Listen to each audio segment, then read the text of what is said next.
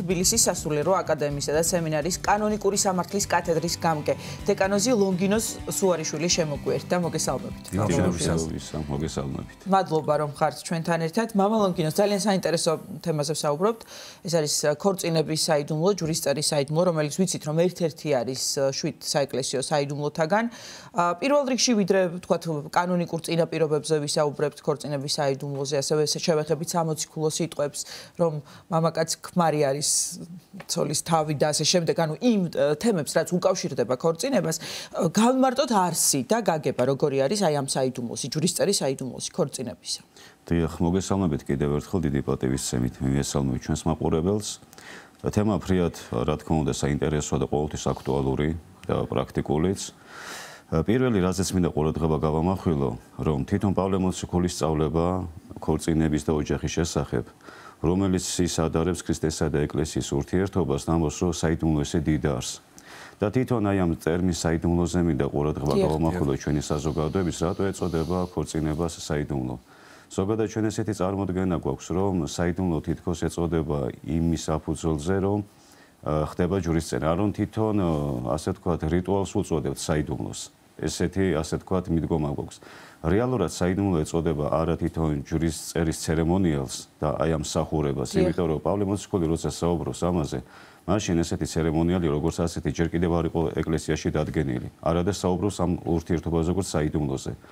შესაბამისად საიდუმლო ეწოდება თვითონ კაცისა და ქალის ამ ურთიერთობას, რასაც ოჯახი ქვია და არა პირდაპირ ცერემონიალს. ცერემონიალი ასე ვთქვათ, ეს არის უკვე დაკანონება აი ამ საიდუმლოსი და მისი გაფორმება. და ამიტომაც რომ დიდი მნიშვნელობა ენიჭება ზოგადად ოჯახის ინსტიტუტს, ცოლქმრობას და შესაბამისად სიტყვაზე ვამბობ, რომ არ ქონდეს ჯვარი დაწერილი კაცს და ქალს, ეს არ ნიშნავს, რომ ისინი რაღაცა პასუხისმგებლობისაგან თავისუფალი არიან, ან ასე თქვა საიდუმლოში არ მონაწილეობენ. პავლე მოციქულის პერიოდში იყო ისეთი ოჯახები, სადაც შეიძლება ჯერ ქმარი წარმართიყო და ცოლი გაქრისტიანებული, ამ პირიქით ქმარი იყო გაქრისტიანებული, ცოლი ისევ წარმართა დარჩენილი. და მათ ოჯახსაც პავლე მოციქული საიდუმლოს უწოდებს და იმასაც კი ამბობს, რომ თუ ამის ნიადაგზე მათ შორის დაპირისპირება არ არის და თქვათ აი წარმართი ქმარი ცოლს არ უშლისო ქრისტიანულად იცხოვროს, ამ პირიქით წარმართი ცოლი, ისინი ერთმანეთს ნუ გაშორდებიან, იმიტომ რომ შეიძლება ქრის რწმენით ცოლიც მერე გაქრისტიანდეს, ან ცოლის რწმენით მერე ასე თქვათ ქმარიც.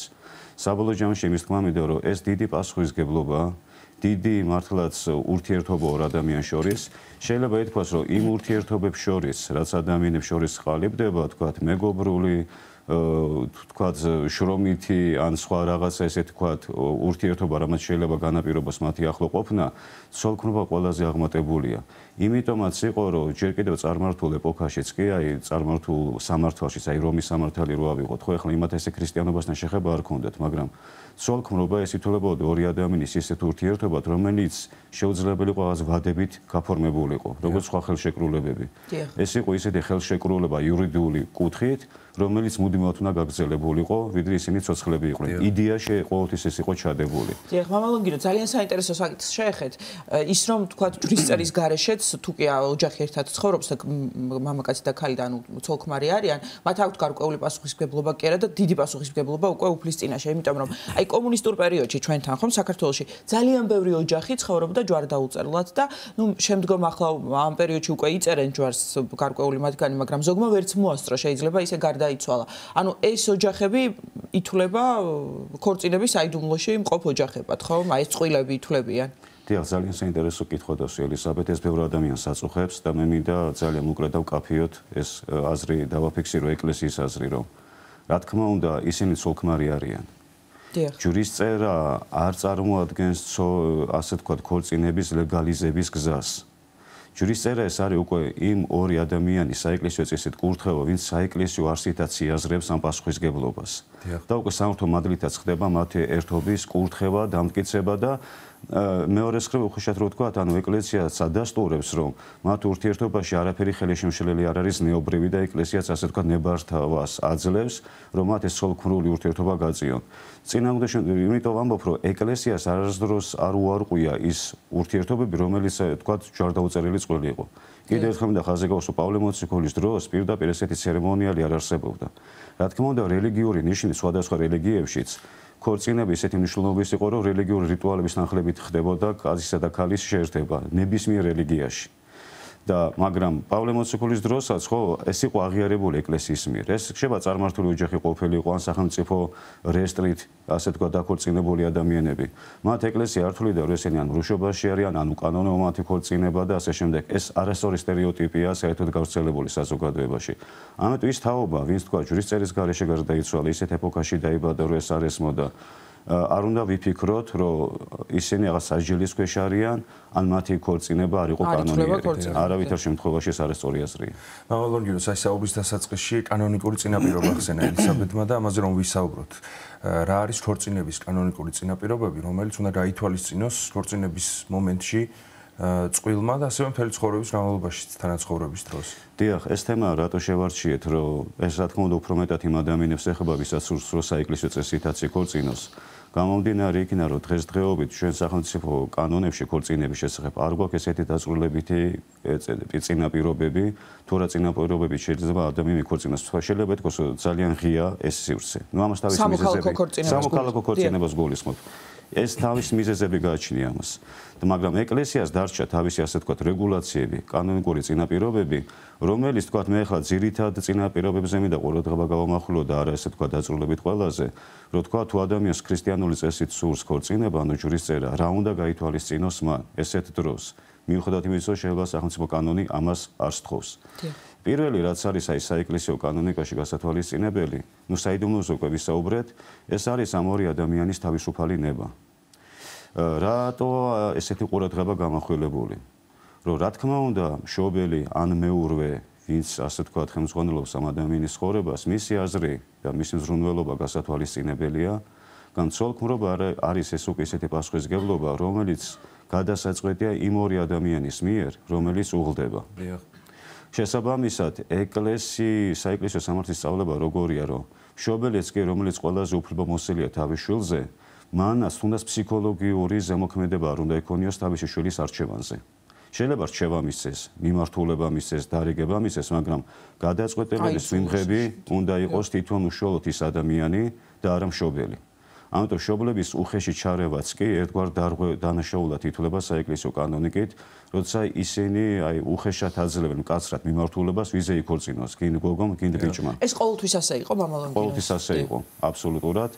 ეს ეხლა რა თქმა უნდა ისტორიაში გვხვდება ესეთი შემთხვევები, როცა მშობლები იღებენ გადაწყვეტილებას და მივიდოდნენ სამეფო კარზე და ის გასაგებია ეხლა მეტნაკლებად, თუმცა ესეც ბევრ დარღვევას იწვევდა მე ხო უკანონო თანაცხოვრებებს სხვა ადამიანთან და ასე შემდეგ.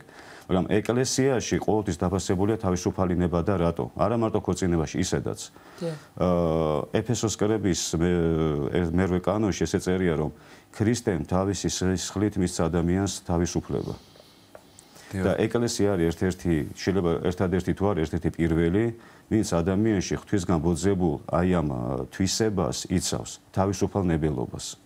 ეს არის ერთ-ერთი მთავარი თვისება, რითაც ადამიანის სხვა ქმნილებებისაგან განსხვავდება. ამიტომ მისი ხელყოფა არავითარ შემთხვევაში არ შეიძლება. კიდევ ამ ზრუნველობა ერთია, მშობლის რჩევის მიცემა, როცა იცი ხა შვილი იღუპება, შეიძლება ისეთ ადამიანს მიყვება, ისეთი ადამიანი მოყავს ცოლად, რომ შეიძლება ორ დღეში ან ერთ კვირაში ოჯახი დაინგრეს, ხო შენი გამოცდილებით ხედავ. რა თქმა უნდა ურჩიო, მაგრამ გადაწყვეტილების მიღება აუცილებლად, ასე ვთქვათ, უნდა იყოს თვითონ ის ადამიანი. უხეში ჩარევა არ შეიძლება. არ შეიძლება. აქედან გამომდინარე იყო, რომ კიდე რა წამოვიდა მე რა გზალობაში, თქვათ, დაშინებით ქორწინება, შანტაჟით, ან მოტაცებით, როცა ჩვენ ახლა საქართველოში ესეთი მენტალობაა სამწუხაროდ, რომ გოგოს თუ მოიტაცებდა ბიჭი, ოჯახში თვითონ მშობლები აღარ აბრუნებდნენ. ეს უკვე რეპუტაცია შელახულად ითვლებოდა და ბევრი ქალი გაუბედურდა. ანუ მოუწია ძალაუნებურად იმ მამაკაცთან ცხოვრება, ვინც არც უყვარდა და არც არასდროს არ შეუყვარდა. ზოგჯერ არც იცნობდა. ზოგჯერ შეიძლება არც ეს კიდე ცალკე კატასტროფაა, რომ შეიძლება არც კი იცნობდა. ზოგი შეეგუა და დარჩა, შვილები ეყოლა და რაღაც გაწია თქვათ ეს ჟაფა, ზოგმა ვერ შეინარჩუნა ოჯახი. და საეკლესიო კანონიკაში ისიც კი არის გათვალისწინებული, რომ გოგოს მამა, რომელიც თვითონაც არ დაიბრუნებს და არ იზრუნებს შვილის უკან დაბრუნებაზე, ისიც იმ სასჯელით უნდა დასჯელიყო როგორც მომტაცებელი. როგორც ხელშემწყობი აი ამ დანაშაულის. გოგოსაც რო დომებოდა თავის მომტაცებელთან მერე დარჩენა სიტყვაზე, მაინც უკან უნდა დაბრუნებულიყო, ეს ვაბო ბიზანტიურ ხანაში. სახელმწიფო კანონით დაწესებული სასჯელი უნდა გაევლო იმ მამაკაცს და მერე შეძლო ეკორწინა უკვე ამ გოგოს იმ მამაკაცზე, რომ ასე ვთქვათ, გამართლება არ ქონოდა მის ძალადობრივ ქმედებას ბიჭის მხრიდან. აი მამაზე რაც ბრძანეთ, მამა ლონგინოს, ეს საეკლესიო კანონია თუ სახელმწიფო და საეკლესიო ერთობლივი. ოთხ ეკლესიაში დარჩა, უბრალოდ ხლა რომის სამართალი აღარ გვაქვს და ეს გაუქმებულია, მაგრამ ეკლესიამ შეინარჩუნა ეს ასე ვთქვათ, ძალაში დატოვა. ესე იგი, თუ მამა არ იბრუნებს შვილს, ამ შემთხვევაში იგივე სასჯელით ისჯება, როგორც მომტაცებელი, მოძალადე. თანაბარ დონეზე. დანაშაულში. მონაწილე და ხელშემწყობი. და ჩვენს რეალობაში ეს იყო ძირითადად მამები ამობდნენ უარს შვილების დაბრუნებაზე, ხო, ეს სირცხვილია ხალხი, რა სიტყვის ნათესაობა ეკლესია სხვანაირად უყურებს. ეს არის დაზარალებული და ესეთ ქალს ეკლესია არ უყურებდა როგორც რეპუტაცია შელახულს და აი ქალწულება დაკარგა და ვიღაცა აიყვანს. ეს უკვე არასწორი მენტალობის შედეგია, რაც ჩვენში იყო ჩამოყალიბებული. პირიქით ეკლესია ამას უნდა დააბრუნოს, ვალდებულებაც კი აკისრია, რომ ხელშემწყობი არ გამოჩნდეს. ამიტომ ნებისმიერი გზით ადამიანის თავისუფალ ნებაზე ძალადობა, ეს ფსიქოლოგიური იქნება თუ ფიზიკური თუ შანტაჟით, ეს უნდა იყოს კარგად გამოკვლეული და თუ მსგავსი რამ გამოვლინდა, მღვდელმა ჯვარი არ უნდა დაწეროს აი ამის თქმამიდა. და მღვდელი თუ ამისი შეგნებულად თანამონაწილე გახდა, საეკლესიო საჯელს ექვემდებარება სულ ცოტა სტატუსის შეჩერებას, ან შეებასოთ განკვეთასაც დაექვემდებაროს და ბიზანტიურ ხანაში სახელმწიფო კანონითაც ისჯებოდა ესეთი სასულიერობები. დიახ, მამა ლონგინოს, ესე იგი რამდენჯერმე უნდა შეხვდეს ჯვრისწერამდე მოძღვარი წყვილს, აი ეს ინფორმაცია რომ ყველაფერი მას ჰქონდეს, რაზეც ახლა თქვენ საუბრობთ. წინააღმდეგ შემთხვევაში, აი მაგალითად უცებ მივიდა ტაძარში წყვილი, ხო? და უცებ გადაწყვიტეს ჯვრისწერა და სპონტანურად და ამ დროს ამდენი ინფორმაციის გაცვლა ვერ ხერხდება. დიახ, არის წარმოუდგენელი, ახლა როცა მოდიან, მე შეიძლება ძირითადი საკითხები კითხო, რომ აი მოტაცებული ხო არ ხარ ან შენინება თუ არ ეს მოკლედ. მაგრამ წესით, რა თქმა უნდა, როგორც ნათლობისთვის, აი ადრეს ვისაუბრეთ, ასევე ჯვრისწერისთვის მომზადება საჭირო. ეს სპონტანურად მოდის წყვილი, ჩვენ არ ვიცით, მეორედ ხოვდება, მესამედ, შეიძლება საერთოდ ვიღაცის ქმარი წამოიყვანა და იმაზე იწეს ჯვარს, ხო? რაღაც აშანტაჟებს აქეთ ქალი, მამაკაც რაღაცა გზით. მარტო კაცებისგან არ არის შანტაჟი, ქალების მხრიდანაც არის ხშირ შემთხვევაში. ამიტომ სავალდებულოა ეს იქნეს გამოკვლეული, გასაუბრება მოხდეს, თუნდაც ერთი კვირით ადრე. ამიტომ წესით კარგი იქნება, ეხლა ვფიქრობ ალბათ შეიძლება მე სინოდალური განჩინებაც კი იყოს ესეთ როგორც ნათლიებზე, რომ გარკვეული წინაპირობები გამოქვეყნდეს და ხალხი ინფორმირებული გახდეს, რომ ჯვრისწერამდე მოძღვარს გაესაუბროს იმ ტაძრის, რომელ ტაძარშიც ისაპირებს ჯვრისწერას. ეს მიზეზები ალბათ ხომ რატომაც გადაწყვიტავენ ხოლმე რომ სწრაფად იქორწინონ ერთმანეთს. იცი მარტო ეს არა, მე ვფიქრობ ინფორმაციული ვაკუუმიც. არის ხშირ შემთხვევაში ესეთი ასე ვთქვათ დარღვევებიც, რომ მალევე უნდა ჯვარი დაიწეროს და რატომ ხალხს ჯვრისწერა გონია თუ ჯვარი დაიწერა შეკრულია. ჯვრისწერა ჯადოქრობა არა, რომ ესე ავტომატურად შენინების გარეშე შეკრული იყო იმ ადამიანთან. საერთოდ ერთი რამეც მინდა ვიცოდეთ, რომ საიდუმლო მაშინა ძალმოსილი თუ ადამიანის თავისუფალი ნება არის თანამოქმედი. თუ ჩემი ნების გარეშე ხდება, ჩემზე რაიმე საეკლესიო სახურების აღსრულება, ეს ძალმოსილად არ ითვლება. ჩემი ნება უნდა იყოს გამოვლენილი ამაში. თუ ჯვრისწერა მოხდა ისე რომ ქალს არ უნდა მაგალითად გათხოვება და იძულებით და შანტაჟით თხოვდება და ესე იგი ხდება ის საიდუმლო ტარდება, მაშინ ეს არ არის საიდუმლო? არ არის საიდუმლო რეალურად. და ეს თუ გამოვლინდა ეკლესია ვალდებულია რომ ანულირებულად გამოაცხადოს ესეთი ჯვრისწერა, ანუ გაუქმებულად, ან ძალმოსილათაც კი არ ჩათვალოს. და მე ესეთ ქალს ეძლეოდა სხვა მამაკაცზე ქორწინების უფლება, როგორც პირველი ქორწინება. ის ქორწინებათ არ ეთვლებოდა. რა საინტერესო საკითხებია, რომელზეც წარმოდგენა არ გვაქვს საზოგადოებას თქვა და ადამიანებს, რაც ყოველდღიურ ცხოვრებაში და ჩვენს ყოფით ცხოვრებაში ასე და ბევრი ადამიანი ზარალდება არაფერს ინფორმაციათან. და არასწორი არჩევანის გაკეთებით და გონია რომ უარი არ უნდა თქვა სანასე შემდეგ. დიახ. მამა ლონგინოს, აი კანონიკურ წინაპირობებზე ვსაუბრობ და კიდევ თუ არის რაიმე, რაც უნდა გაითვალისწინოს წყვილმა. აი თავისუფალი ნების გარდა, ეს თავისუფალ ნებას უკავშირდება. ეხლა ცოტა უხერხული თემა, მაგრამ ადრეულ პერიოდში ბიზანტიური კანონიკითაც ესე იყო და დღეს საეკლესიო კანონიკაში შერჩა. არ უნდა გქონდეს ადამიანს სულიერად ისეთი დარღვევები, რითაც მისი ნების გამოვლენა შეუძლებელია, თქვათ, ამ სიქიური დარღვევა და ნახსენებია სიტყვა იდიოტიზმი. ანუ რა, სიქიური დარღვევა შეიძლება არ აქვს, მაგრამ აი რა მდგომარეობა იგულისხმება, თქვათ, მამაკაცი არის 30 წლის, 35, ან 40 წლის ასაკში. მოყავს ცოლი, ყავს საცოლე, უყვარს, ანუ შეყვარებული და ვერ ქორწინდება მასზე, იმიტომ რომ მამა ან დედა არ არის თანახ, მან ოჯახის წევრი. ეს იდიოტიზმად ითვლება? ანუ ნებას ვერ ავლენს, ანუ ამ ასაკში მამაკაცი, რომელიც გადაწყვეტილებას ვერ იღებს, რომ მის საყვარელ ქალზე იქორწინოს თუ არ იქორწინოს, იმიტომ რომ ოჯახის წევრს ვიღაცას არ მოწონს, ეს უკვე ნორმა აღარ არის. შეიძლება ეს გაითვალისწინოს 18-19 წლის ახალგაზრდა ქალმა ან კაცმა, რომელიც ჯერ კიდევ არ არის თქვათ ისე გამოცდილი, მაგრამ ამ ასაკში ადამიანი, კიდაც ქალი, რომელიც აი ესეთი, ანუ უყვარს ადასტურებს. თავისი ნება არის რომ იქორწინოს, მაგრამ სხვა ადამიანების გავლენას განიცდის ძლიერ. ეს ხელი შემშლელი რატო არა რომც იქორწინოს, ჩვენ რა ვიცით რომ მე ოჯახი არ დაანგრიოს ვიღაცის ენით და ვიღაცის გავლენით. ანუ ძალიან საინტერესო გარემოებებია ზოგადად ეს საეკლესიო სამართალში გათვალისწინებული, რომ ესე კი ჯანმრთელია, მაგრამ თუ კაფიოთ ვერ ადასტურებს ადამიანი ნებას, ეს შევა დამაფიქრებელი აღმოჩნდეს ეკლესიისათვის და გასაუბრებას გახდეს საჭირო, ღირს თუ არ ესეთი ადამიანების ერთმანეთთან ქორწინება.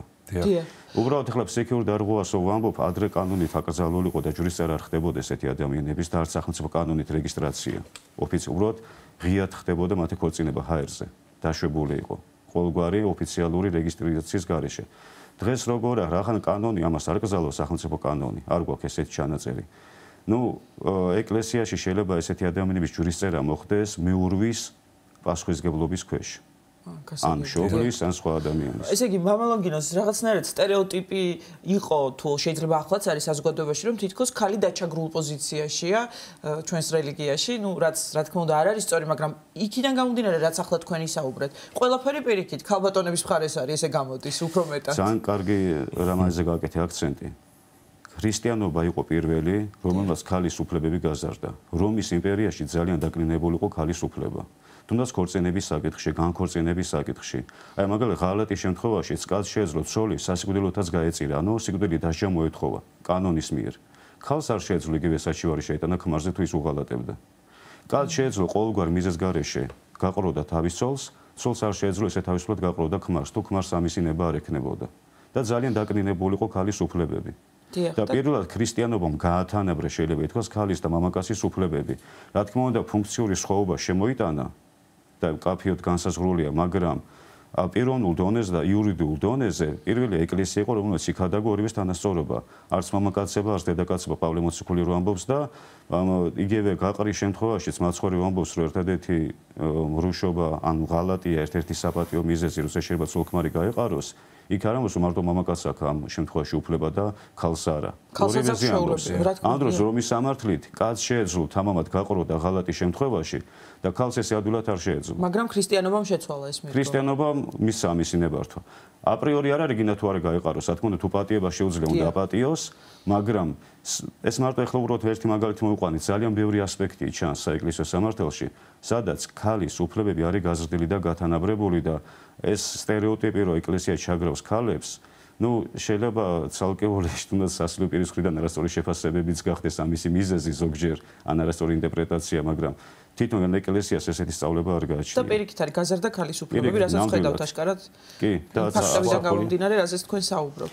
და სხვა მიზეზი შეიძლება იყოს ბოდიშ შეგაწყვეტა ხმალონგინოს, აი რატომაც შეიძლება არსებობდეს დღეს ეს მოსაზრება, რაზეც ახლა ვსაუბრობ და სტერეოტიპი, რომ ეკლესიის შესაძლოა ქრისტიანობა ჩაგრავდეს ქალს.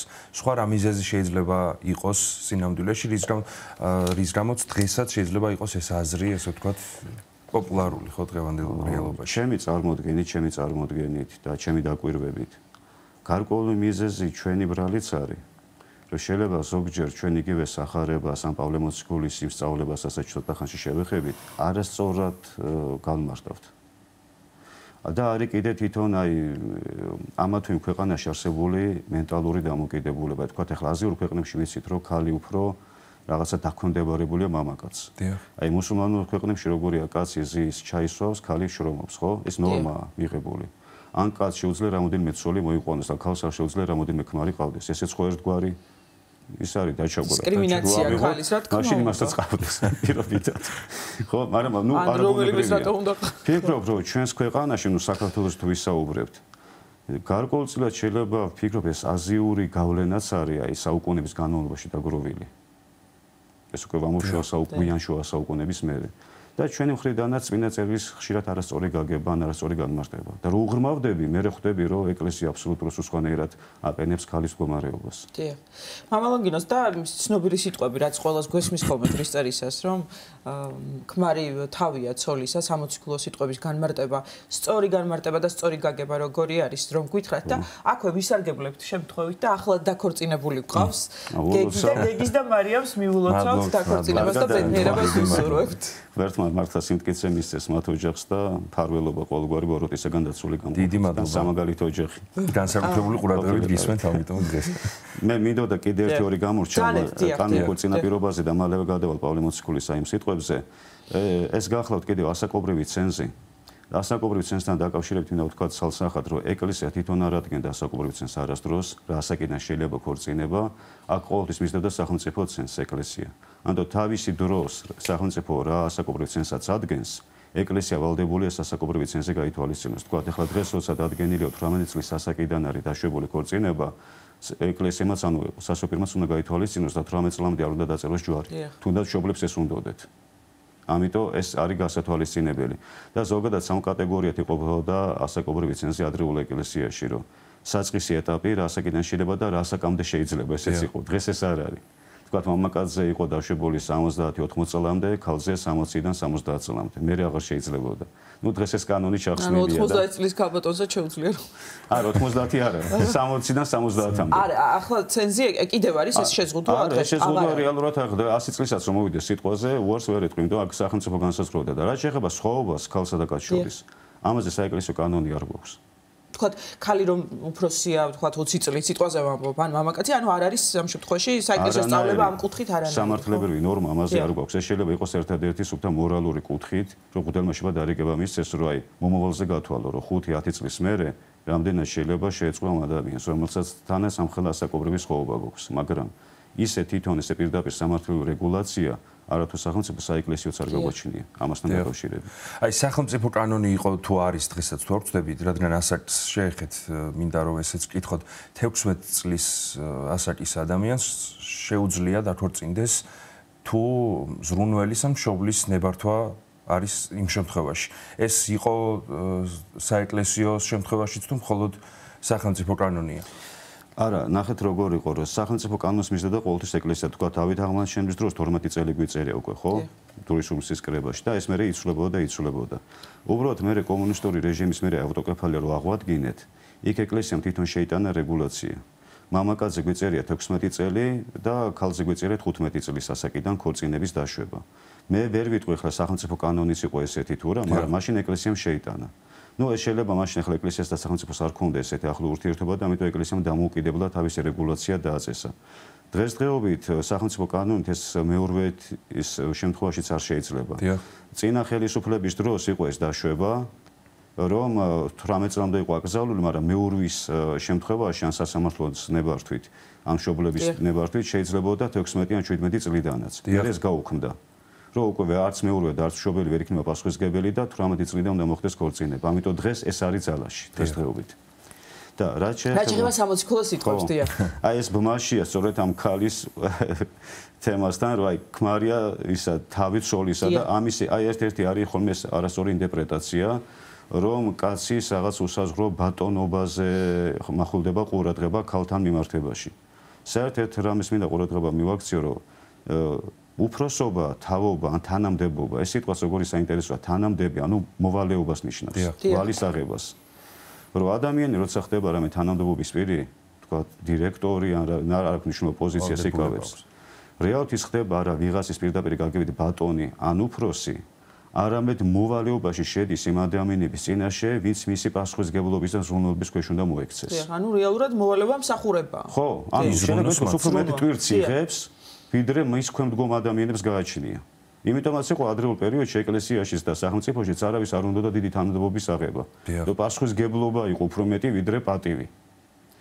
და მით უმეტეს სოლქმრობაში, აქ როცა საუბარია კაცია ცოლის თავი, აქ პასუხისმგებლობაზეა საუბარი, რომ მთელი დიდ ზრუნველობას, ზეწოლას კაცი იღებს თავის თავზე და ქალს იცავს ამ გარეშე ზრუნველობისაგან და წნეხისაგან.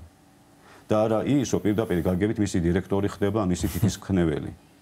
და ხშირად ამ სამოციქულოს უკითხოთ ჯურისწერაზე, მე იქ არის კიდე ბოლოს სიტყვები, ხოლო ცოლს რათა ეშინოდეს ქვისა. და ხშირად იღიმებიან პატარძლები ხოლმე.